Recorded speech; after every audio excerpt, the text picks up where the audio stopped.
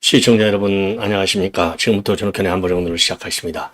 자, 지금 이 김여정이 김정은이가 완전히 미친 것 같아요. 본래 북한이 말이죠, 휴일날 공휴일날 또 아니면 한밤중에 꼭 일을 저지르는데 바로 지금 연속 3일간입니다 11일 12일 연속해서 성명을 내더니요, 오늘 또 성명을 냈는데 이번에는 이제 그러니까 북한의 국방서입니다. 한마디로 인해서요, 이제 DMZ 인근에 있는 포병부대한테 사격 준비 태세 명령을 내렸습니다.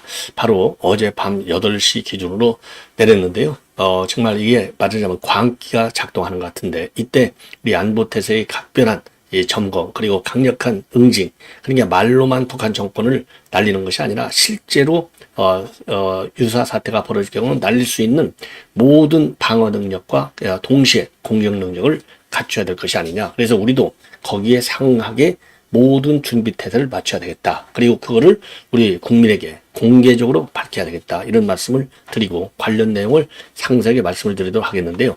이러다 보니까 이미 신원식 안보실장이 토요일날 KBS 의료진단에서 발표한 것처럼 남남 갈등이 드디어 발생하기 시작했다는데 문제의 심각성이 있다.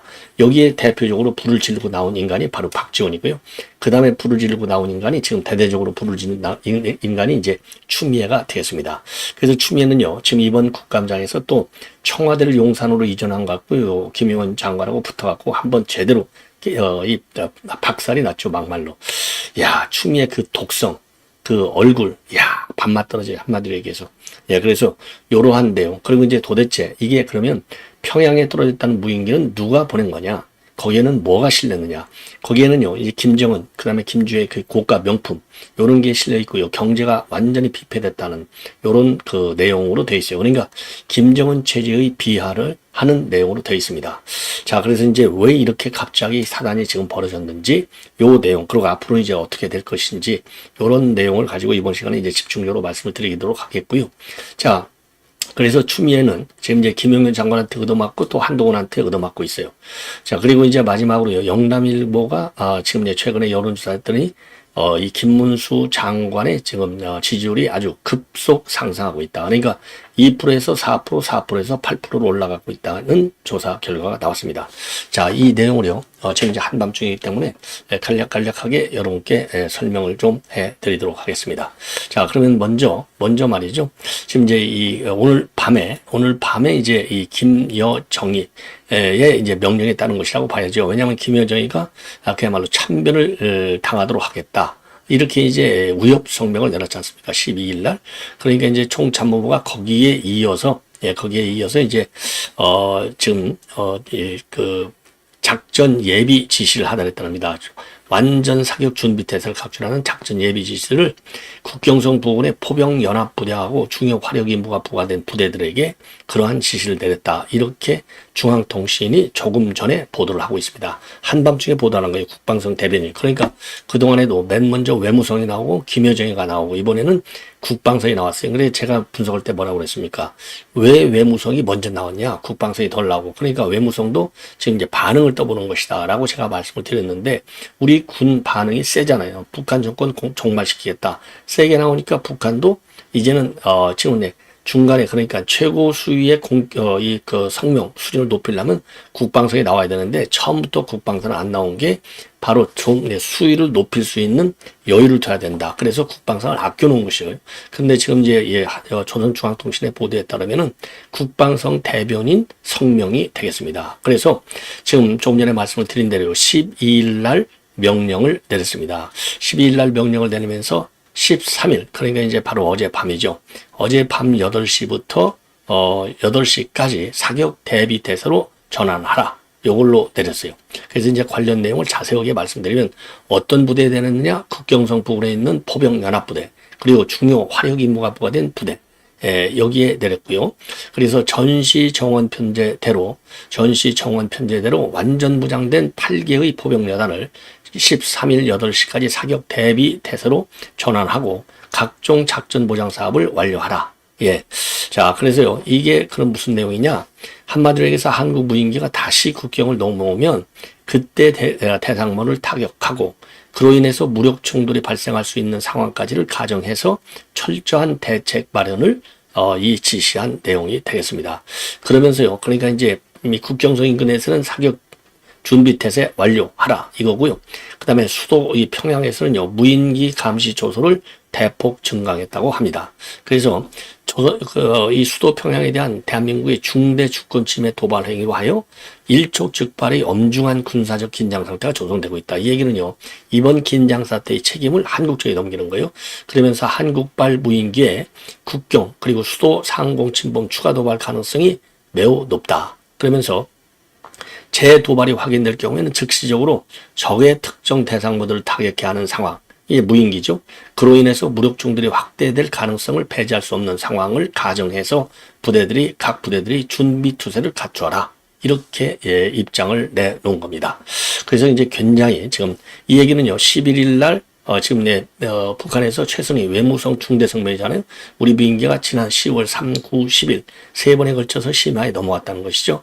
그리고 나서 이제 그 외무성의 중대성명 12일 날은 김여정의 담화문 그래서 이제 끔찍한 참변이 일어날 것이다. 여기에 대해서 이제 우리 국방부가 어제 입장문을 내놨지 않습니까? 북한 정권의 종말이 될 것이다. 우리 국민 안전에 우회를 가한다면 이러니까 지금 이제 이 광기를 지금 보내고 있는 상황이다. 자, 그러면 여기에는 뭐가 들어가 있느냐? 여기에 들어가 있는 내용물을 보면은요, 그야말로 이제 김정은 체제를 비판하는 내용으로 일관되어 있어요. 당연히. 예, 그래서 요 삐라 내용, 저도 이제 여러분께 이제 한두 번 이제 보내를 드렸는데, 자, 이렇게 돼 있습니다. 이게 무인기, 그 다음에 삐라 묶음표인데 이게 삐라가 이렇게 돼 있는데 요거를 제가 별도로 좀 보여드릴게요. 자, 이렇게 돼 있고요.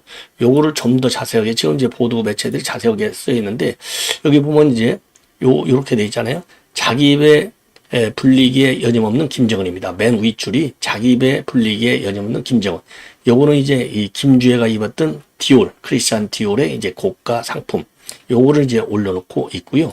그 다음에는 또 연소득으로 구매 가능한 식량 비교 중단과 하단을 보면은요 이게 이제 식량 비교라는 말이 여기 들어가지 않습니까? 요게 연소득으로 구매 가능한 식량 비교 이렇게 돼 있고 그 다음에 이제 맨 아래를 보면은요 지옥으로 떨어지고 있는 북조선의 경제 상황 요거 보이시죠? 자 다시 한번 제가 이게 맨 아래가 이제 여기 중간이 연소득으로 구매 가능한 식량 비교 그리고 맨 아래는 지옥으로 떨어지고 있는 북조선의 경제 상황.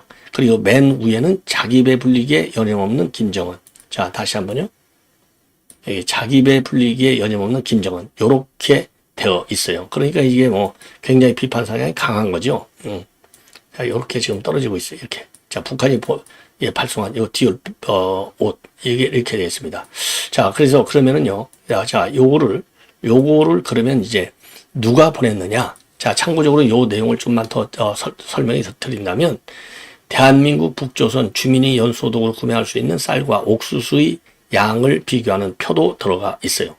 그리고 이제 이 김정은이 얘가 차고 있는 시계, 이 스위스의 IWC사, 포르토피노 오토매틱 시계인데 요거 엄청 비싼 시계죠. 그 다음에 김주애가 입고 있는 크리스찬 디올의 후드 재킷, 요 사진이 올라와 있는데요. 이 김정은 시계의 경우에는 1844만 원.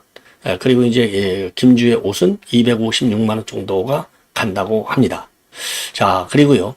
그리고 이렇게 해서 지금 이런 김정은 체제의 비리를 불리는 비판하는 내용으로 들어가 있어요. 예. 이렇게 들어가 있고. 자, 그러면은 여기 이제 어떤 성격의 무인기냐, 이 무인기가 도대체 뭔데 이렇게 난리를 치느냐. 그래서 요 무인기와 관련해서는요, TV조선에서 상당히 자세하게 보도하고 있는데, 전문가들의 분석에 의하면은, 프로펠러가 돌아가는 회전익, 이 무인기가 아니고요, 동체 날개가 붙어 있는 고정익 엔진이 장착된 것으로 추정이 된다고 합니다. 그리고 엔진은요, 소음과 열이 발생해서 적에게 탐지될 가능성이 상당히 높지만은, 수백 킬로까지 운항이 가능하다. 그리고 떨어지는 전단 묶음을 보면 무인기는 한 10 내지 20kg을 싣고 접경선에서 최소 150km를 날아온 걸로 추정이 된다는 겁니다. 자, 그래서 전문가들에 따르면요, 작전 반경상 유사한 기종인 중동의 후티 반군의 이제 무인기, 이게 이제 과세프 1인데 이거보다는 성능이 훨씬 더 우수한 것으로 보인다는 겁니다. 자, 그래서 이제 이 후티 반군이 쓰고 있는 과세프는요, 최소한 작전 반경이 200km 정도는 된다는 겁니다. 자, 그래서 이제 150km 거리에서 드론을 조종했다고 한다면 주파수를 공유해서 조종하는 것은 불가능하고 고가의 송수신 장비를 탑재해서 위성 통신을 활용했을 가능성이 상당히 크다. 그리고 민간 무인기 수준도 비용만 들어간다면 150km 정도는 날아갈 수 있는 무인기는 충분히 만들 수 있다는 겁니다. 자, 그리고 일각에서는 북한 내부의 반체제 세력이 평양 근처에서 날렸을 가능성도 거론을 하고 있다고 합니다. 그럼 북한이 이게 어떻게 추적했느냐? 오물풍선 일부에다가 GPS를 붙여서 경로를 추적한 것으로 보인다는 거죠. 예. 자, 이렇게 이제 전망이 되고 있고 내용물도 되고 있고요. 그러면은 이제 제가 보기에 왜 이렇게 난리가 났느냐? 제가 보기에 직접적인 이유 중에 하나는요. 직접적인 동기 중에 하나는 이번 국군이날 시가진 행사할 때 보여준 우리가 현무5 괴물 미사일. 이게 세계에서 최고 무거운 괴물 미사일이라는 거 아니겠습니까? 요게 완전히 북한을 이제 말하자면 북한이 이것 때문에 겁을 반짝 먹은 거죠. 그러잖아도 헤즈볼라 수장이 이스라엘 미사일에서 죽는 걸 보고서 어마어마하게 두려움을 느꼈을 텐데, 우리가 이제 이 이스라엘이 공격한 미사일보다도 훨씬 위력이 큰 괴물 미사일. 그러니까 북한이 가지고 있다고 하는 전술핵 무기를 능가하는 요 괴물 미사일이에요. 요거를 보고 그야말로 지하 벙커버스터까지 얼마든지 우리가 이 침투에 들어갈 수 있는 어마어마한 무기지 않습니까? 그러다 보니까 그것 때문에 이제 북한이요, 완전히 겁을 먹은 것이 아니냐, 이렇게 판단이 돼요. 자, 그래서 이제 이것이 이제 결국은요, 김정은으로 하여금 이제 어마어마한 두려움을 갖게 된 것이고, 그러다 보니까 우리 한국으로 하여금 이제 북한 측 입장에서는 이거 괴물 미사일 이거 쏠 수 있는 것 아니야? 이런 이제 우려가 제기되어 오고 있는 거죠. 그러니까 이렇게 지금 난리가 난 것이 아닌가, 이런 이제 판단이 드는 겁니다. 자, 그러면은요, 이 현무 5의 위력은 어느 정도가 되느냐? 어마어마합니다. 현무 5의 경우에는요, 현무 5의 경우에는 지금 이제 지금 콘크리트의 경우에는 20m에서 30m 이상, 그러니까 한 100m 콘크리트도 뚫을 수 있다는 겁니다.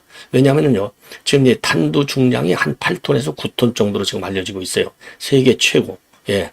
그리고 이제 지하 300~400m 있는 표적도 파괴할 수 있다는 겁니다. 자, 그래서 요것이 이제 제일 어마어마한, 지금 이제 북한에 대해서, 한마디로 해서 김정은이가 지하 벙커에 숨어 있다 하더라도 요거 한 발로 제거할 수 있잖아요. 요거가 이제 하나의 큰 자극제가 된 것 같고요. 그 다음에 또 하나는요, 이 최근에 우리 이제 군 당국에서 이제 2017년도 이후에 7년 만에 장거리 공대지 순항 미사일인 타우루스의 실사각 훈련을 발표했어요. 요거는 시속이 1100km고, 그 다음에 400km를 적용한 뒤에 표적을 명중시켰다고 하는데요. 스텔스 기능까지 갖춰 있어요. 그리고 3m 두께의 철근 콘크리트를 관통할 수 있고, 최대 사거리가 500km, 15분이면 대전 상공에서 평양 지부 타격이 가능하다고 합니다. 그러니까 이것도 지금 어마어마하게 무서운 무기가 되는 겁니다. 자, 그리고 이제 여러분께 지금 다시 한번 말씀드리면요, 탄도 무게, 이게 이제 현무 5의 경우에는요, 8톤 탄두를 장착했을 때는 사거리가 300km밖에 안 되지만은 탄두 무게를 1, 2톤으로 줄이면은요, 중거리 탄도 미사일 수준이 3,000에서 5,500까지 날아간다는 거예요.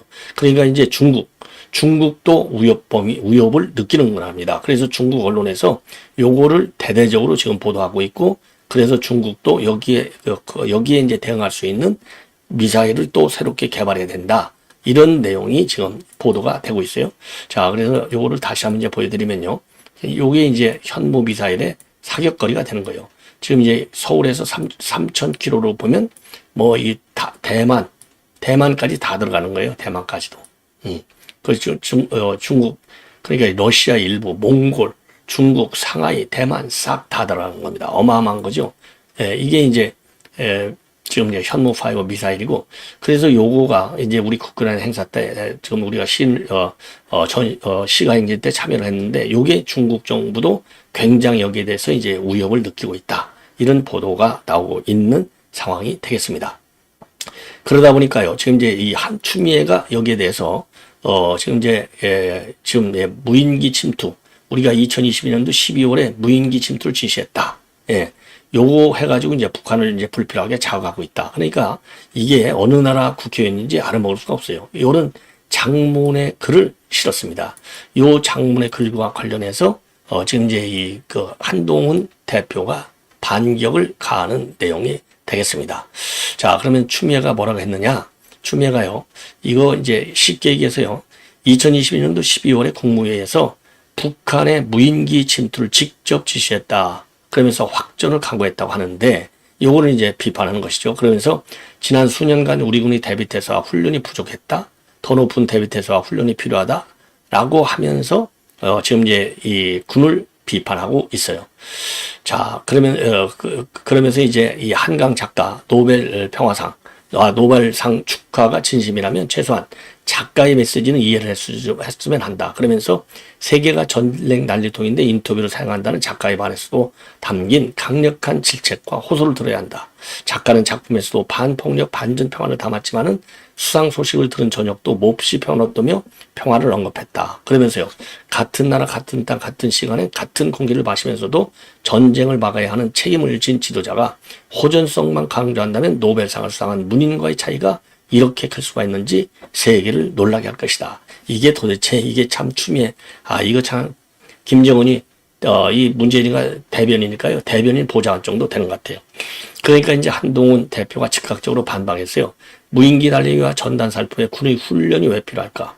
훈련을 더 빡세게 시키고 필요할까? 그러면서요, 훈련을 더 빡세게 시키고 인간 고정대를 시키면 지저분한 치킨 게임이 불러올 무모한 전쟁 위험을 막을 수 있냐?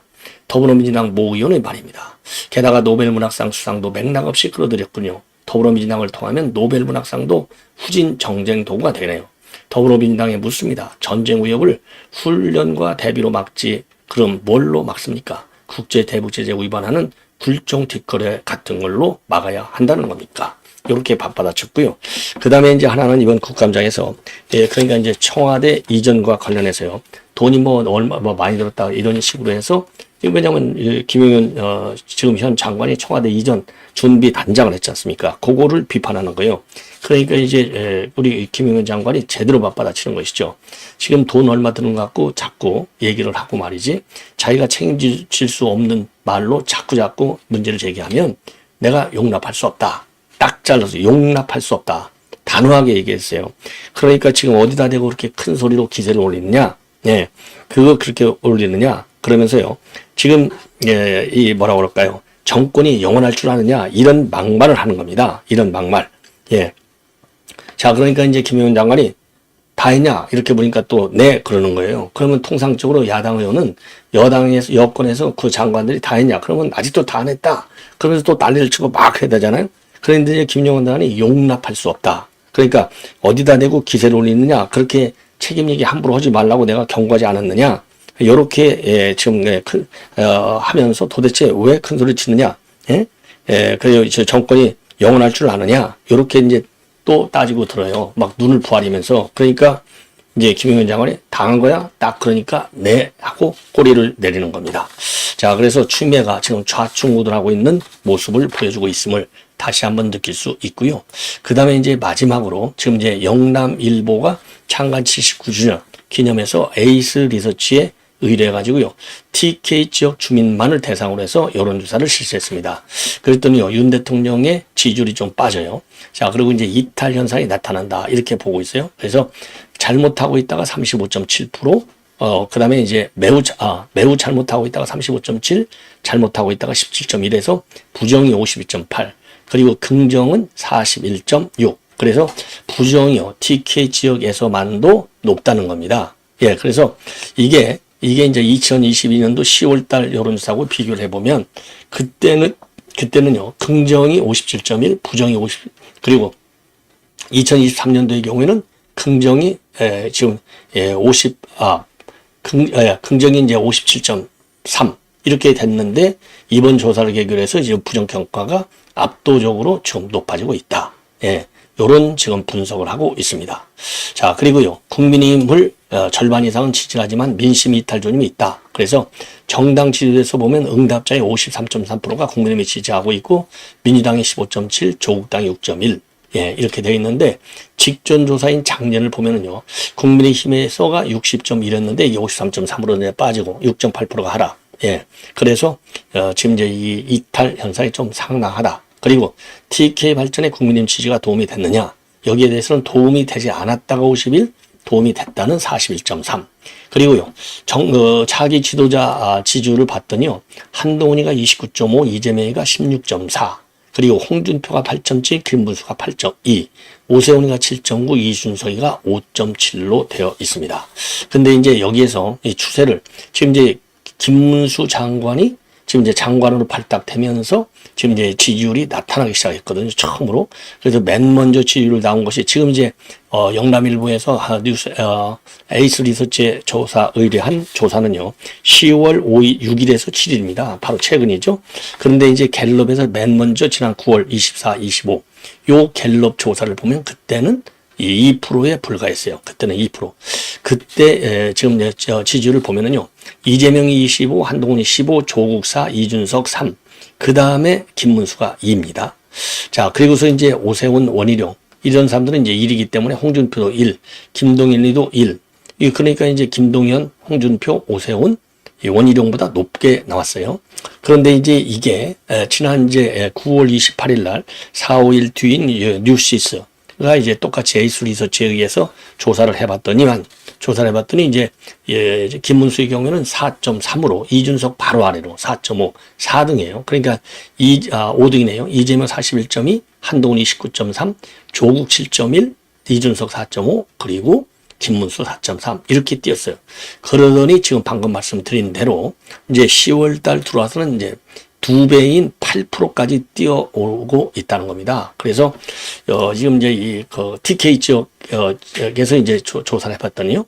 TK 지역 내 여론입니다. 그렇기 때문에 전국 여론은 아니지만 어쨌든 간에 TK 지역에서 홍준표가 대구시장이잖아요. 근데 대구시장이 8.7인데 김문수는 8.2예요. 어마어마한 것이죠. 그래서 김문수 지지율이 눈에 띄게 좋아지고 있다. 이것이 이제 하나의 중요한 지금 차기 대선 후보 지지율에 큰 변화가 시작된 것이 아니냐 이렇게 판단이 됩니다. 자, 시청자 여러분 이렇게 해서 본 방송을 마치겠습니다. 대단히 고맙습니다.